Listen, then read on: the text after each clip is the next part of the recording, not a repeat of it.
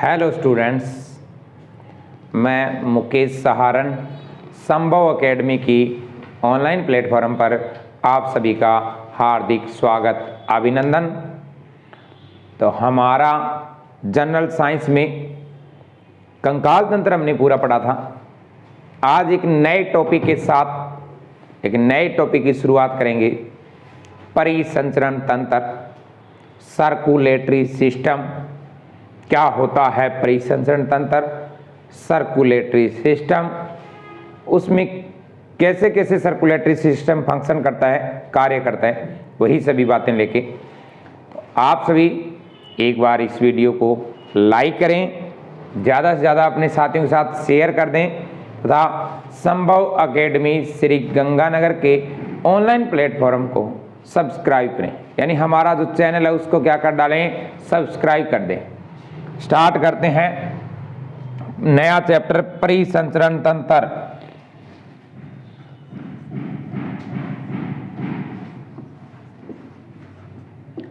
परिसंचरण तंत्र, circulatory system. कौन सा? सर्कुलेटरी सिस्टम, परिसंचरण तंत्र। क्या होता है परिसंचरण तंत्र, सर्कुलेटरी सिस्टम? तो देखिए, किसे कहते हैं परिसंचरण तंत्र? तो कहा जाता है जीवों के अंदर पाए जाने वाला, यानी जो जीव एनिमल है उनमें पाए जाने वाला वो तंत्र, वो सिस्टम जिसके द्वारा गैसें, विटामिन, हार्मोन, खनिज लवण, फूड पार्टिकल यानी भोज्य पदार्थ, वाटर, इन सभी को एक कोशिका से दूसरी कोशिका तक या एक अंग से दूसरे अंग तक लेके जाने वाला लेके आने वाला सिस्टम क्या कहलाता है? परिसंचरण तंत्र कहलाता है। क्या कहलाएगा? परिसंचरण तंत्र, सर्कुलेटरी सिस्टम। फिर सुनिए क्या कहा कि जीवों के अंदर पाए जाने वाला ऐसा तंत्र जिसके द्वारा गैसें, विटामिन, हार्मोन्स, खनिज लवण, जल, भोज्य पदार्थ, सिर्फ गैसें नहीं कहना, गैसों के अलावा इन सभी का एक कोशिका से दूसरी कोशिका में या एक अंग से दूसरे अंग तक लेके जाने वाला और लेके आने वाला सिस्टम क्या कहलाता है? परिसंचरण तंत्र कहलाता है। क्या कहलाएगा? परिसंचरण तंत्र। तो परिसंचरण तंत्र होता क्या है? तो कह सकते हैं कि जीवों में, एनिमल जीवों में गैसें,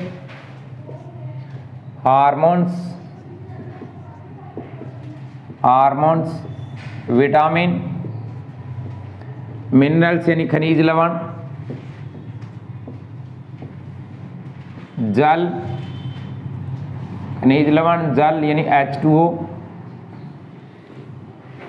भोज्य पदार्थ, फूड पार्टिकल्स या भोजन, भोज्य पदार्थ को शरीर की एक कोशिका या अंग से दूसरी कोशिका या अंग तक लेकर जाने व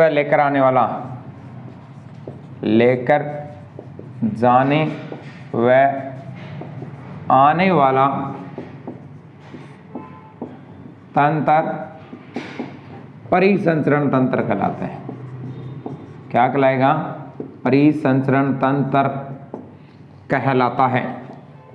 क्या कहलाएगा? परिसंचरण तंत्र कहलाता है जी। सर्कुलेटरी सिस्टम कहलाता है परिसंचरण तंत्र। किसी भी जीव एनिमल हो उसके अंदर केवल गैसें नहीं कहना, कुछ बुकें गैसें लिख देती है, लेकिन गैसों के अलावा विटामिन, हार्मोन्स, खनिज लवण यानी मिनरल्स, जल, फूड पार्टिकल्स यानी भोज्य पदार्थ, इन सभी को एक कोशिका से दूसरी कोशिका तक लेके जाना या एक अंग से दूसरे अंग तक लेके जाना, लेके आने वाला जो तंत्र होता है वो क्या कहलाता है? परिसंचरण तंत्र कहलाता है, सर्कुलेटरी सिस्टम कहलाएगा। क्या कहलाएगा? परिसंचरण तंत्र, सर्कुलेटरी सिस्टम। ये हमें बहुत इंपॉर्टेंट है, कहलाता है जी। ध्यान देना, ये सभी कार्य मनुष्य में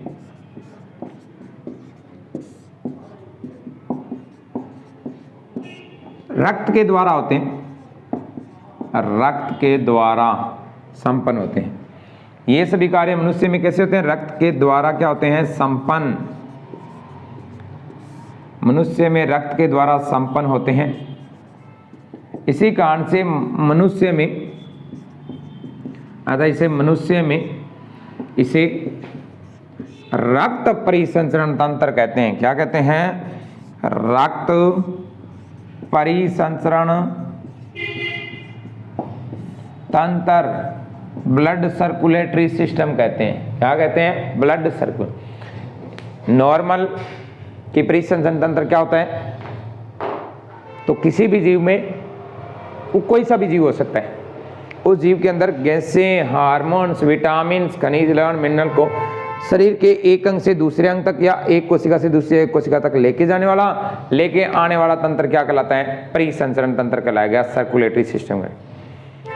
परिसंचरण तंत्र के अंतर्गत ये जो कार्य किए जाते हैं, यही मनुष्य के अंदर, ह्यूमन बॉडी के अंदर ये सब कार्य जो करने वाला सिस्टम है वो कौन होता है? ब्लड होता है। यानी रक्त के द्वारा ये सब कार्य संपन्न किए जाएंगे। इसी कारण से मनुष्य के अंदर इसे कहा जाता है रक्त परिसंचरण तंत्र, ब्लड सर्कुलेटरी सिस्टम। यानी ब्लड के द्वारा ये सब क्या होंगे? सर्कुलेट होंगे। ये कार्य संपन्न कौन करता है? ब्लड। इस कारण से हमारे अंदर कहते हैं इसे ब्लड सर्कुलेटरी सिस्टम, रक्त परिसंचरण तंत्र। तो ये भी हमारे लिए इंपॉर्टेंट है। ब्लड सर्कुलेटरी सिस्टम, रक्त परिसंचरण तंत्र, ये किसमें होता है? हमारे ह्यूमन बॉडी के अंदर। किसमें? तो हमें तो रक्त परिसंचरण तंत्र ध्यान देना है। कौन सा? रक्त परि। अगर किसी के अंदर ब्लड के थ्रू ये होता है तो रक्त परिसंचरण तंत्र कहलाता है। नॉर्मल इस सिस्टम को क्या कहते हैं? परिसंचरण तंत्र कहते हैं। क्या कहते हैं? परिसंचरण तंत्र कहते हैं इसे, या इसी को ही क्या कहा जाता है? Blood circulatory system. फिर समझ में आ गया होगा कि परिसंचरण तंत्र क्या होता है?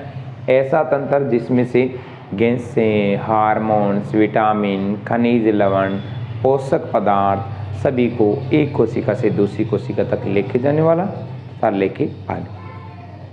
ये जो पूरा सिस्टम होता है, पूरा जो कार्य संपन्न होता है, उसी को कहा जाता है परिसंचरण तंत्र, सर्कुलेटरी सिस्टम।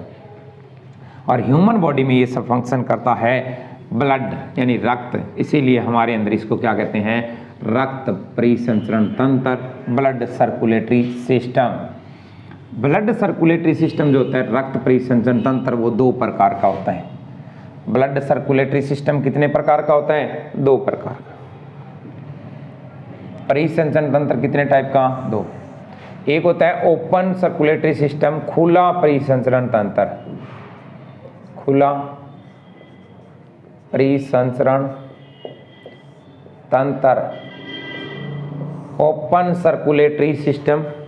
और एक होता है क्लोज सर्कुलेटरी सिस्टम। एक होगा क्लोज यानी बंद, बंद परिसंचरण तंत्र, क्लोज सर्कुलेटरी सिस्टम होगा। कौन सा होगा? क्लोज। खुला परिसंचरण तंत्र और बंद परिसंचरण।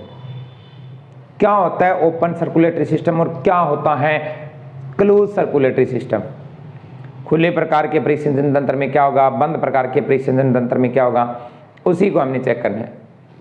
खुले परिसंचरण तंत्र के अंतर्गत देखो होता क्या है, ये हार्ट जो होता है, हृदय, हमने सिर्फ आउटर स्ट्रक्चर समझनी है हार्ट की, कुछ ऐसी आउटर स्ट्रक्चर होती है। ये हार्ट जो 4 चैम्बर होते हैं, इसके हार्ट के अंदर चैम्बर के भागों की संख्या कितनी होती है? 4। हार्ट में चैम्बर यानी जो हार्ट के अंदर जो कोष बने होते हैं वो कितने होते हैं? 4। आगे बात करेंगे हम इन पे कि कौन कौन से भाग होते हैं। ध्यान देना, हार्ट में से ब्लड पास होता है थ्रू आउट। हार्ट से ब्लड एक वाहिका डक्ट नलिका के द्वारा होता है, खुला परिसंचरण तंत्र। हार्ट में से ये कौन सा है? पूरा का पूरा हार्ट यानी हृदय। हार्ट में से ब्लड जो बाहर निकलता है, ये क्या है? इसमें ब्लड, हार्ट से ब्लड बाहर निकला एक वाहिका डक्ट नलिका के द्वारा, ये डक्ट नलिका आगे जाती है, आगे जाके एक क्वार्टर कैविटी गुहा के अंदर खुल जाती है। आगे जाके क्या होगी? एक क्वार्टर कैविटी गुहा के अंदर खुलती है और फिर वापस एक डक्ट नलिका के द्वारा कहाँ आती है, हार्ट के पास। ये डक्ट नलिका वापस कहाँ आती है, हार्ट के पास। ध्यान दो, ये ब्लड कहाँ आया, हार्ट में। कहाँ पे, हार्ट से जब ब्लड निकलता है तो एक डक्ट नलिका के थ्रू, हार्ट में जब ब्लड आया तो डक्ट नलिका के थ्रू। लेकिन ये हार्ट जो ब्लड था वो बीच में जाके इस कैविटी क्वार्टर के अंदर, इसे क्वार्टर कहो या गुहा कहो, क्वार्टर या गुहा के अंदर ये ब्लड को क्या करता है, और इसी क्वार्टर कैविटी गुहा से यहाँ से चाहे वो H2O हो, चाहे यहाँ से हार्मोन्स हो, चाहे यहाँ से विटामिन हो, और चाहे यहाँ से गैसें हो, और यहाँ से फूड हो, इन सभी का अंतराली द्रव में द्रव, यानी जो क्वार्टर गुहा है यहाँ पे जो द्रव भराता है उसी के थ्रू इसमें क्या डाल दिया जाता है उस बॉडी के अंदर। ऐसा सिस्टम जिसमें हार्ट में से ब्लड निकलता है एक डक्ट या वाहिका के द्वारा, आगे जाके वो डक्ट या वाहिका क्या हो जाती है, ओपन हो जाती है, एक क्वार्टर गुहा का निर्माण करती है, एक कैविटी का फॉर्मेशन करती है।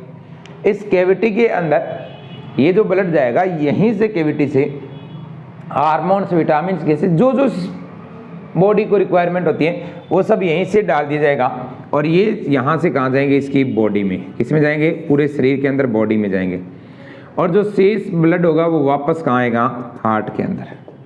वापस कहाँ आएगा, हार्ट। इस खुले परिसंचरण तंत्र में ध्यान देना, हार्ट के अंदर से ब्लड पास आउट हुआ लेकिन वो पूर्णतः वाहिकाओं में बंद नहीं रहता, बीच में जाके क्वार्टर कैविटी में खुल जाता है। फिर ध्यान देना, खुलने का मतलब ये नहीं है भी ये बॉडी से बाहर निकल गया, ये नहीं है कि ब्लड बॉडी से बाहर बह रहा है, नहीं, बॉडी के अंदर ही जो कैविटी ये जा रही थी उसके अंदर एक कैविटी का फॉर्मेशन हुआ। ये नलिकाएं आगे जाके एक कैविटी गुहा का निर्माण करती है, खुलती है उसमें।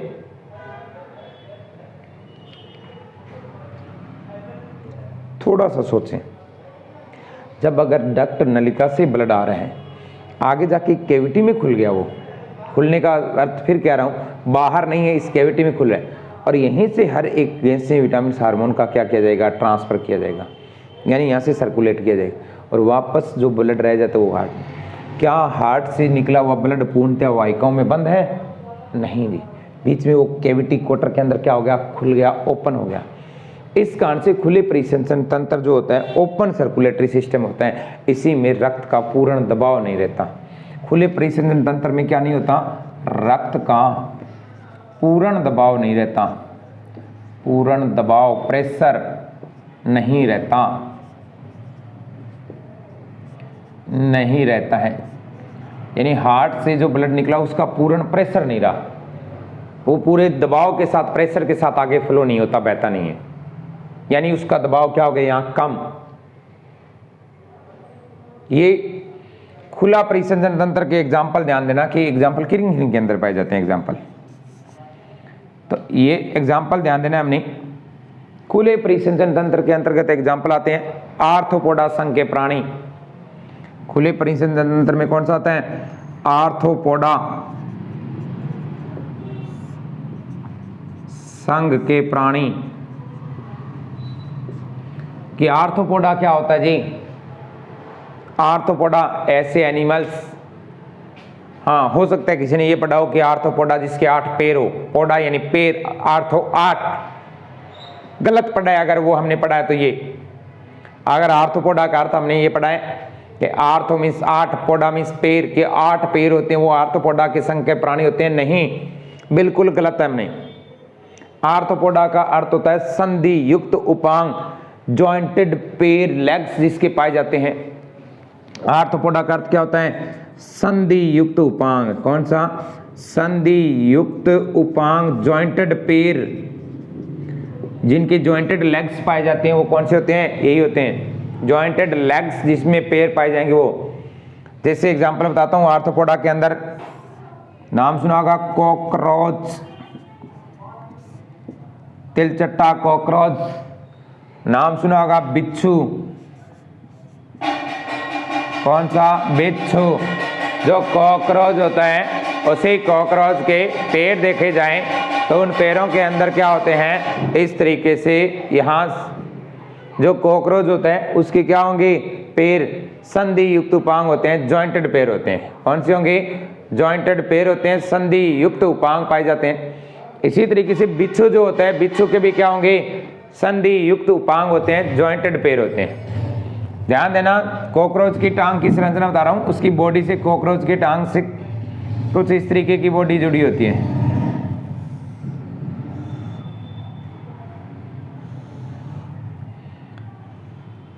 इस तरीके से ये कॉकरोच का पैर कुछ ऐसा होता है, यानी उनके यहाँ क्या होते हैं, जॉइंट्स होते हैं, पैर में काफी जॉइंट पाए जाते हैं।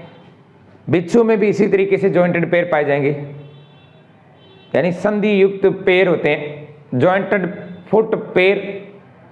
वो सारे के सारे किस में आएंगे, आर्थ्रोपोडा में। तो अब आर्थ्रोपोडा का अर्थ हमने ये नहीं समझना कि 8 पैर, अरे 8 पैर नहीं होते, संधि युक्त उपांग होते हैं, जॉइंटेड पैर होते हैं। आर्थ्रोपोडा जॉइंटेड पैर, और उसमें कौन सा आता है, कॉकरोच और बिच्छू। 2 एग्जाम्पल ध्यान रखें। इसके अलावा यहां एग्जाम्पल ध्यान देना, मोलस्का, मोलस्का संघ के प्राणी, और मोलस्का संघ में आते हैं सीपी और घोंगा। सीपी और दूसरा कौन सा, घोंगा। ये मेनली समुद्री प्राणी होते हैं, समुद्री जल के अंदर मेराइन वाटर में रहते हैं। हमने सीपी भी देखी होगी, मकान बनाते हैं, ब्रेतिया जिसे रेता कहते हैं, उसके अंदर ऐसे कैल्शियम कार्बोनेट के आवरण युक्त, और इसमें यहाँ पे एक वाइट सी लेयर और उसी के अंदर एक छोटा सा स्मॉल सा जंतु, ये होती है सीपी।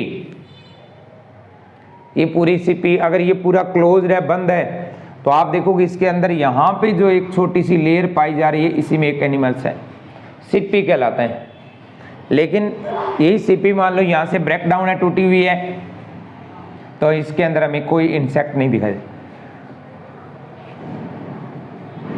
यानी अगर ये ब्रेक डाउन हो गई, टूट गई, तो इसमें कोई एनिमल्स नहीं दिखाई देगा, कोई जंतु दिखाई नहीं देगा।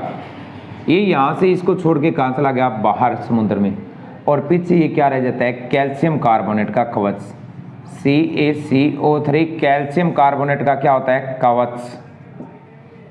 मोलस्का संघ के अंदर कौन से प्राणी आएंगे, तो ऐसे प्राणी जिनके शरीर के ऊपर कैल्शियम कार्बोनेट का एक कठोर आवरण कवच पाया जाता है। किसका, कैल्शियम कार्बोनेट, यानी एक, जैसे सामान्य भाषा में कैल्शियम कार्बोनेट को हम कह देते हैं चूना, तो कैल्शियम कार्बोनेट का जो एक परत पाई जाती है, एक लेयर पाई जाती है, एक कठोर आवरण होता है, तो कैल्शियम कार्बोनेट का कवच पाया जाता है। वो सारे के सारे किसमें आएंगे, मोलस्का संघ के अंदर।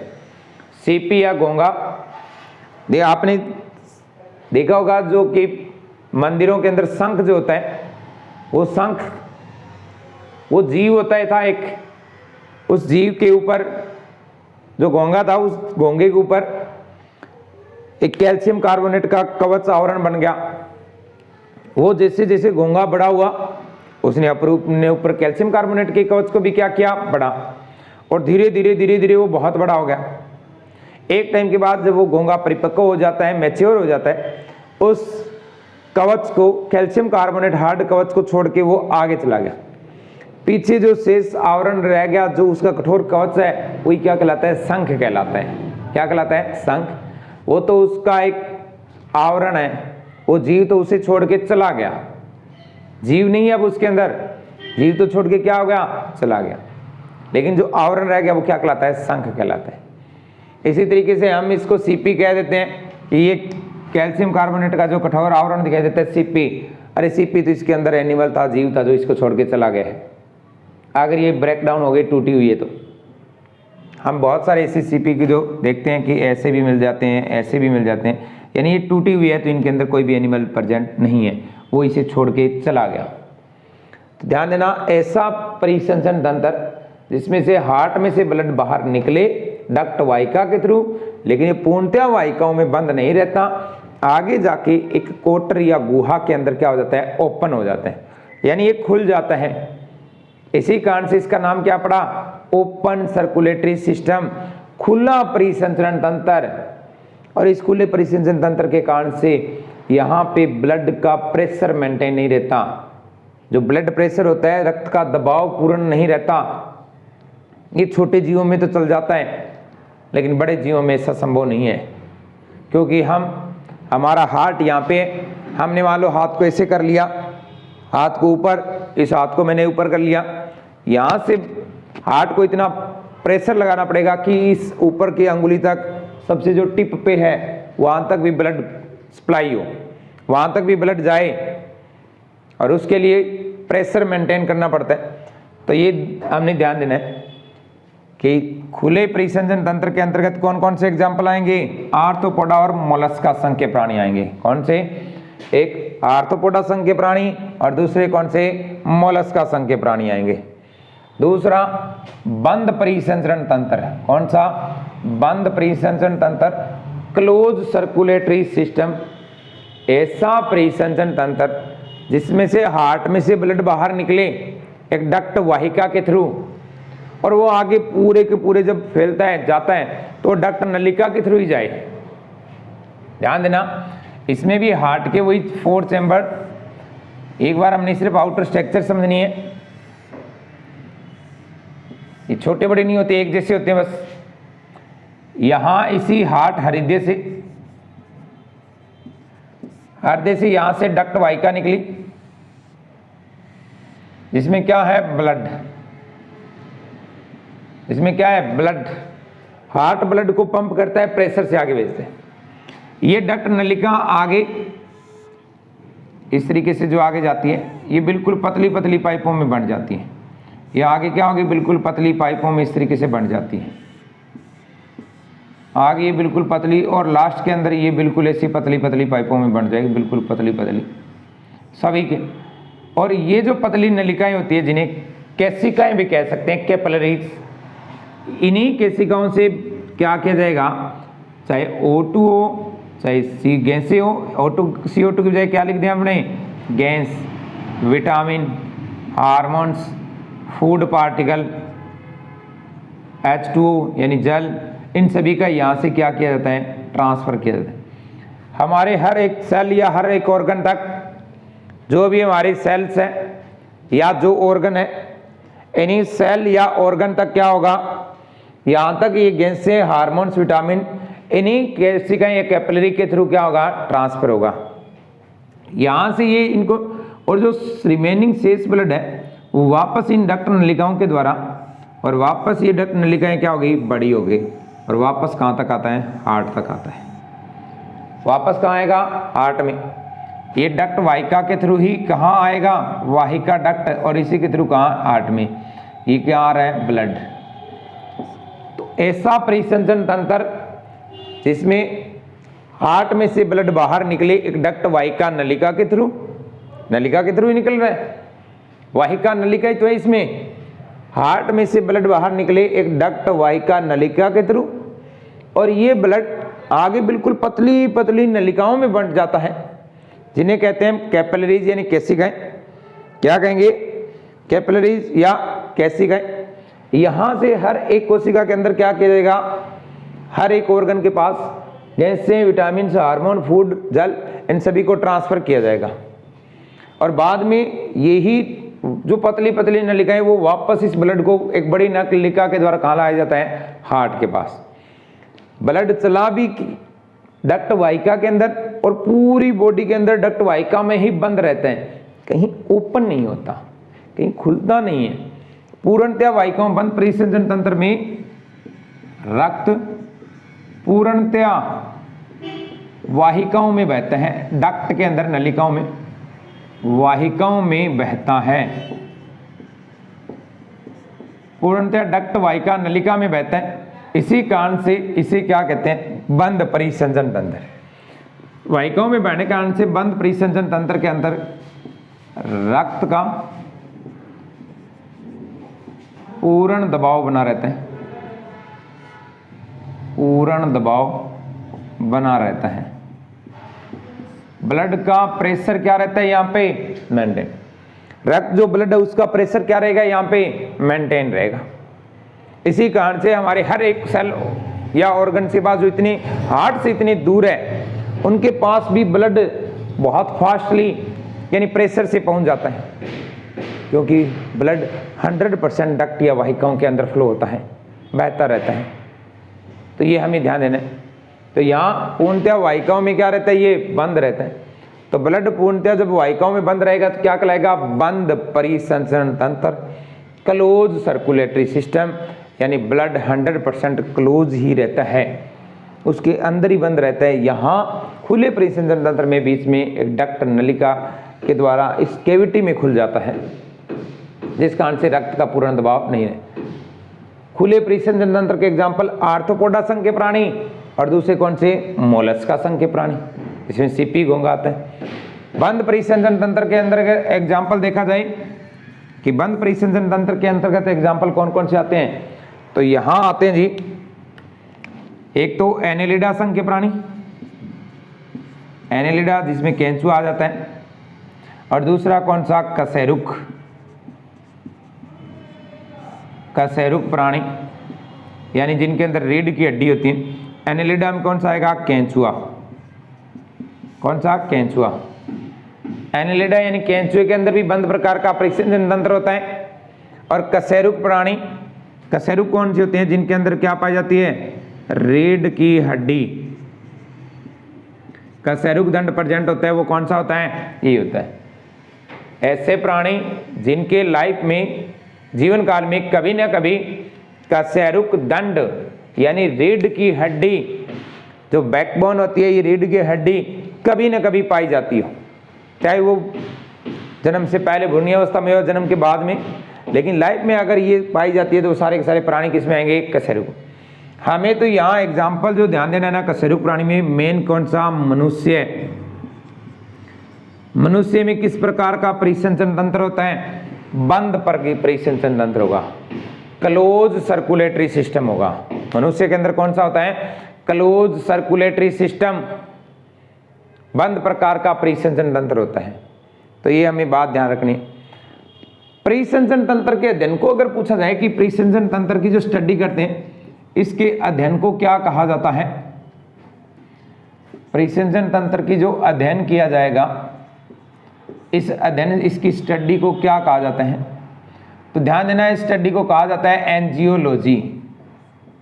क्या कहा जाएगा, एंजियोलॉजी। बहुत ही इंपॉर्टेंट क्वेश्चन बनता है। परिसंचरण तंत्र के अध्ययन को क्या कहा जाता है, एंजियोलॉजी कहा जाता है। क्या कहा जाता है, एंजियो। हम एंजियोग्राफी कराते हैं, यानी वो ग्राफ प्राप्त होता है, किसके लिए कराते हैं, एंजियोलॉजी।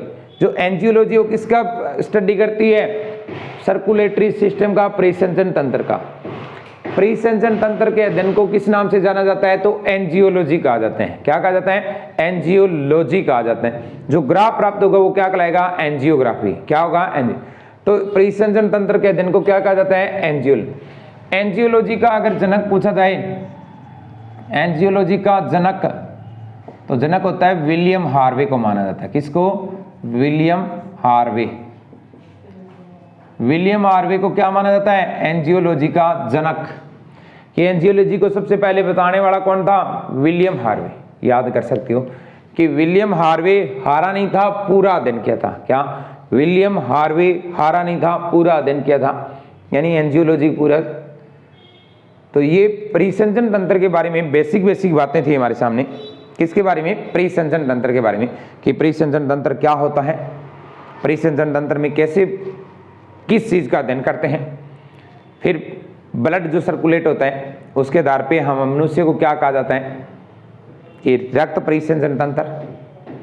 ये परिसंचरण तंत्र कितने प्रकार का होता है, तो एक ओपन सर्कुलेटरी सिस्टम, एक क्लोज सर्कुलेटरी सिस्टम, एक खुला प्रकार का परिसंचरण तंत्र, एक बंद प्रकार का परिसंचरण तंत्र, और दोनों में क्या क्या अंतर होते हैं। तो ये सब बातें हमें ध्यान रखनी है। नेक्स्ट क्लास के अंदर हम इसी परिसंचरण तंत्र के हार्ट पे बात करेंगे कि हार्ट यानी हृदय क्या होता है, उस हार्ट की संरचना पढ़ेंगे। और हार्ट की संरचना अगर हमें आ जाती है तो सारे के सारे परिसंचरण तंत्र के फंक्शन कंप्लीट हो जाएंगे। कि परिसंचरण तंत्र क्या होता है, सिर्फ हार्ट की स्ट्रक्चर पे डिपेंड करता है। तो आप सभी इस वीडियो को ज़्यादा से ज़्यादा लाइक करें, अपने सभी जितने भी आपके भाई बंधु साथी हैं उन सभी के साथ इसको शेयर करें, और संभव एकेडमी श्री गंगानगर की YouTube चैनल को सब्सक्राइब करें। आज के लिए इतना ही, धन्यवाद।